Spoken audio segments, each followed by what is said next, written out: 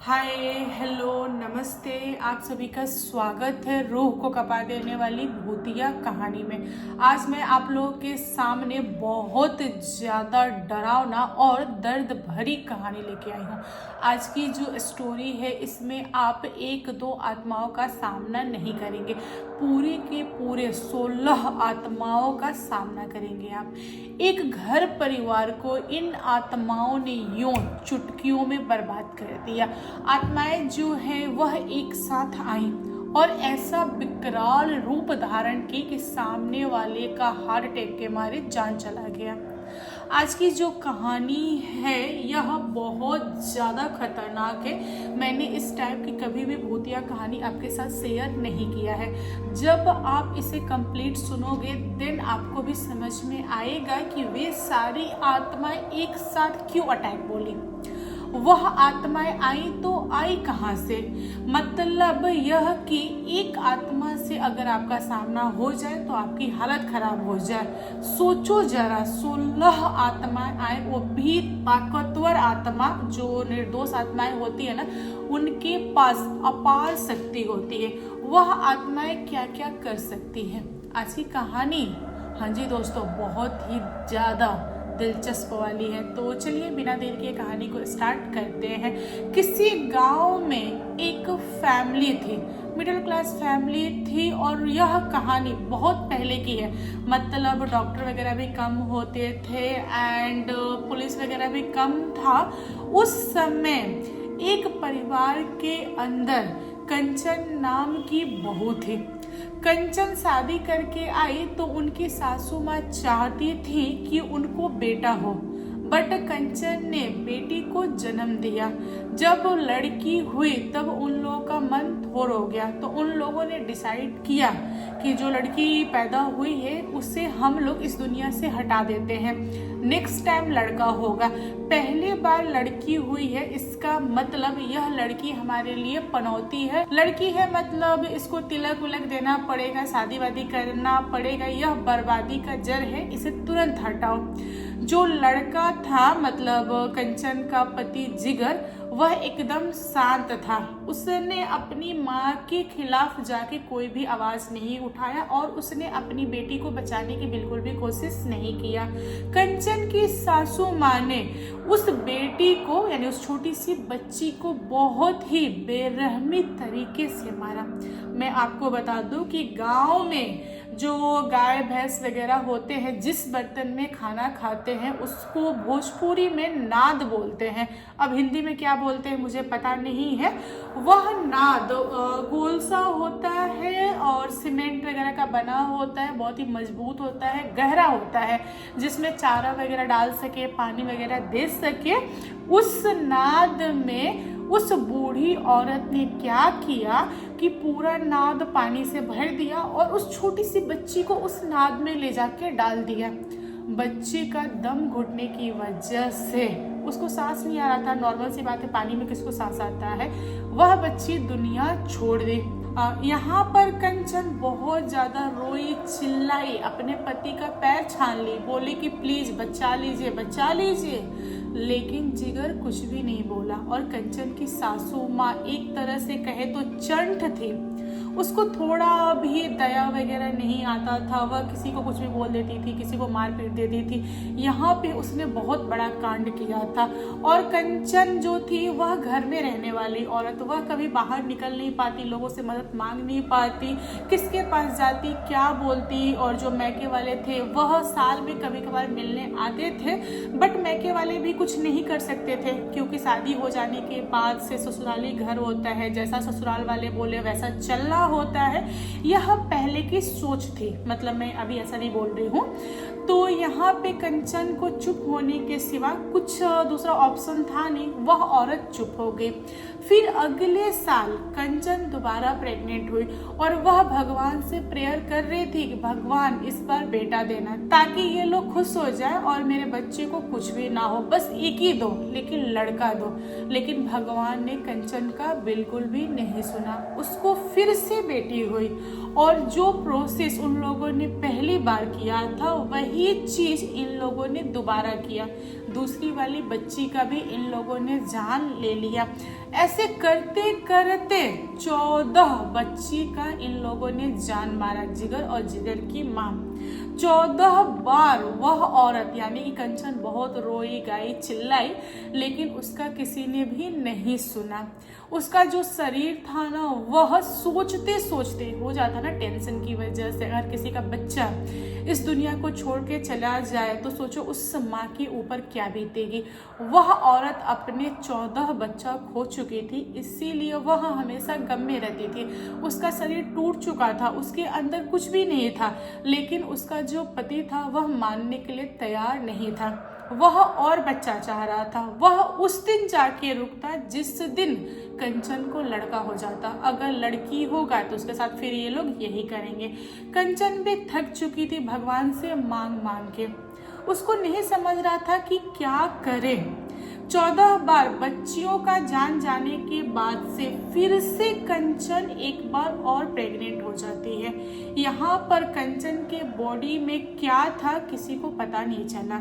लड़का था या लड़की था कैसे पता चलेगा। वह बच्चा जन्म ले उससे पहले ही कंचन दुनिया छोड़ देती है। कंचन के पेट में जो बच्चा था वह कंचन के साथ ही दुनिया छोड़ देता है।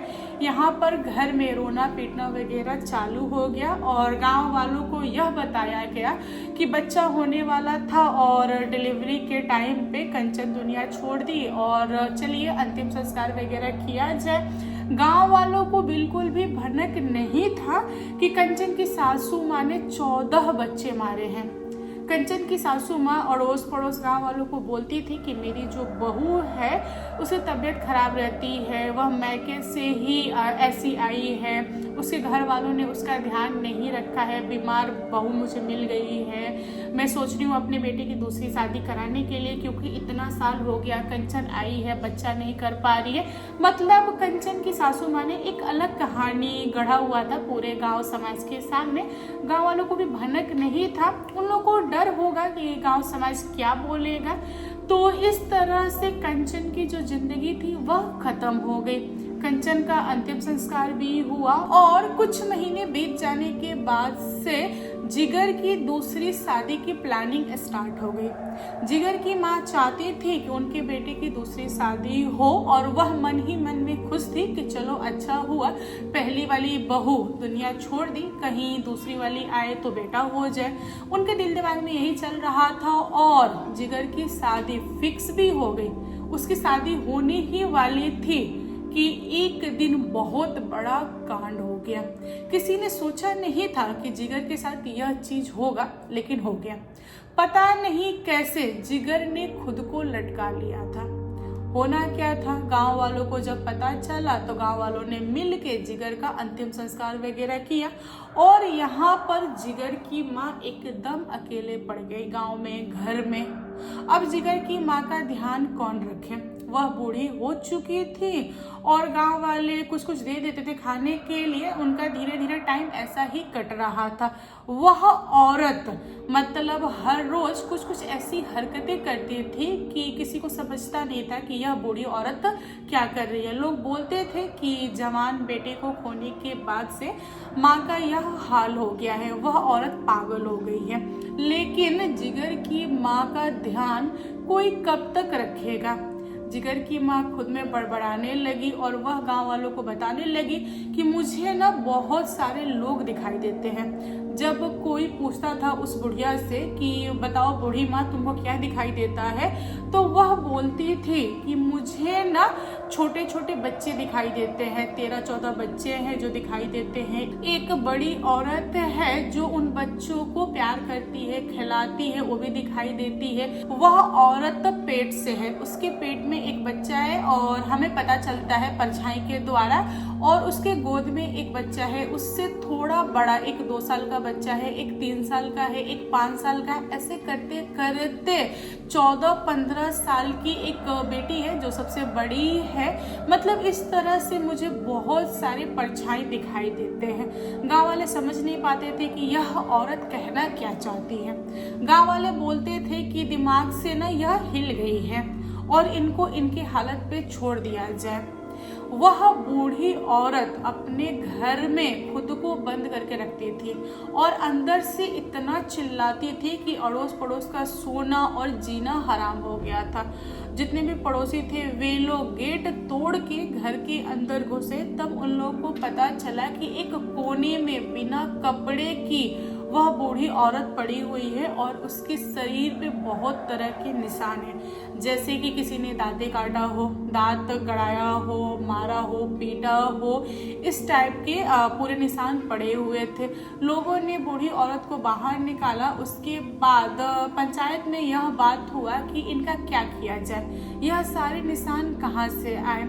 कुछ लोगों ने कहा कि बूढ़ी औरत पागल हो गई है तो खुद को काट ली होगी, लेकिन कुछ होशियार लोगों ने कहा कि यह औरत खुद को मतलब आगे काटेगी, जैसे कि हाथ हो गया, पैर हो गया, लेकिन पीठ वगैरह पे कैसे काटेगी, पीछे वाले पार्ट पे खुद का मुंह घुमा के कैसे काटेगी, यह संभव नहीं है। इसके साथ पक्का कुछ ना कुछ तो बुरा हुआ है। हमें तो लग रहा है कि ऊपरवार का मतलब हवा है। गांव वाले जो थे ना वे लोग दो तरह से बातें कर रहे थे और गांव वालों ने मिलकर डिसाइड किया कि अगर ऊपरवार की बात है तो क्यों ना इन्हें हम किसी तांत्रिक से दिखा दे। लोगों ने वैसा ही किया और तांत्रिक को बुलाया, तांत्रिक से दिखाया। तब तांत्रिक ने बहुत बड़ा खुलासा किया जिसके बारे में गांव वालों को बिल्कुल भी खबर नहीं था। तांत्रिक ने बताया कि इस बूढ़ी औरत का ही खून यानी कि इसके खानदान के ही बच्चे इसे परेशान कर रहे हैं। अब लोग तांत्रिक से पूछ रहे हैं कि हमें कैसे पता चलेगा इस औरत के खानदान के बच्चे इसे कैसे परेशान करेंगे, इनका तो कोई बच्चा ही नहीं है, आज तक इनकी बहू से बच्चा नहीं हुआ और दूसरी शादी होने से पहले जिगर दुनिया छोड़ दिया तो बच्चा हुआ ही नहीं है, तो इनके खानदान के बच्चे कैसे आ सकते हैं, मतलब कैसे आत्मा आ सकते हैं। तब तांत्रिक ने आत्माओं को बुलाया, उसके बाद एक एक करके पूछा, जो आत्माएं बोल सकी थी उनसे सवाल किया कि तुम लोग ये क्यों कर रहे हो, आखिर क्या चाहते हो। तब जो प्रेग्नेंट औरत थी उसकी आत्मा ने बताया, यानी कि कंचन की आत्मा ने बताया कि देखो तांत्रिक, इस बूढ़ी औरत ने हमारे साथ ये एक किया है और हम आत्मा बन चुके हैं दुनिया छोड़ने के बाद से। इस हिसाब से मैं इस बूढ़ी औरत को तड़पाऊंगी, कभी भी इसे दुनिया नहीं छोड़ने दूंगी, इसको मैं लटका के रखूंगी। इसको पता चलना चाहिए कि एक्चुअल में जो कष्ट होता है वह क्या होता है। इस बूढ़ी औरत ने मेरे आंखों के सामने मेरे 14 बच्चे को इसने मार दिया, इसकी कोई माफी नहीं है। मैं तो कभी माफ नहीं करूंगी इसे और मैं इसे हमेशा तड़पाते हुए रखूंगी। यहाँ पर गांव वालों के आंख भर गए। गांव वालों ने बहुत ही उल्टा सीधा बुरा भला उस बूढ़ी औरत को बोलने लगे कि तुमने क्या किया, तुमने बहुत बड़ा पाप किया है जिसकी सजा तुम भुगत रही हो, तुमको यह कुछ नहीं करना चाहिए। यहाँ पर बूढ़ी औरत तांत्रिक के सामने हाथ जोड़ रही है और गांव वालों के सामने हाथ जोड़ रही है कि प्लीज मुझे कोई मार दो, मुझे नहीं जीना, मैं जिंदा रहूंगी तो ये लोग मुझे परेशान करेंगे, इन आत्माओं से मुझे छुटकारा दिलाओ, मुझे मार दो, प्लीज मुझे मार दो, ऐसा करके चिल्ला रही थी। लेकिन किसी के भी अंदर हिम्मत नहीं हो रहा था कि उस बूढ़ी औरत को बचाए या फिर कुछ ऐसा वैसा करे।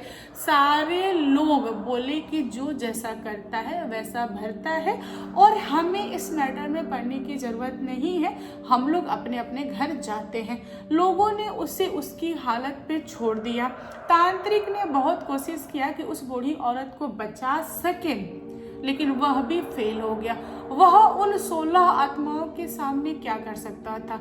जब आत्माओं ने देखा कि तांत्रिक उस औरत को बचाने की कोशिश कर रहा है, तब सारी आत्माएं एक बार में ही अटैक करके उस बूढ़ी औरत का प्राण निकाल ली। आत्माएं चाहती थी पहले कि वे उनको ना मारे, बट आखिरी में क्या किया, आत्माओं ने मार दिया। आत्माओं ने अपना बदला ले लिया। उसके बाद से वह आत्मा शांत हो गई। तांत्रिक ने उस घर को बांध दिया और उन आत्माओं को उसी घर में छोड़ दिया ताकि आत्माएं घर से बाहर ना निकले। अगर आत्माएं घर से बाहर निकल जाएंगी तो अड़ोस पड़ोस गांव सबको परेशान करेंगे, लेकिन आत्माएं आगे चल के शांत हो गई। उन लोगों ने किसी को परेशान नहीं किया। यह बहुत बड़ी दर्दनाक घटना थी जिसको कोई भी भूल नहीं पाया। तो दोस्तों, आप लोग बताइए आज की भूतिया कहानी आप लोगों को कैसी लगी। कहानी पसंद आया हो तो प्लीज़ लाइक एंड शेयर कीजिएगा और मेरे चैनल पे न्यू आए हो तो चैनल को सब्सक्राइब करना। Thank you.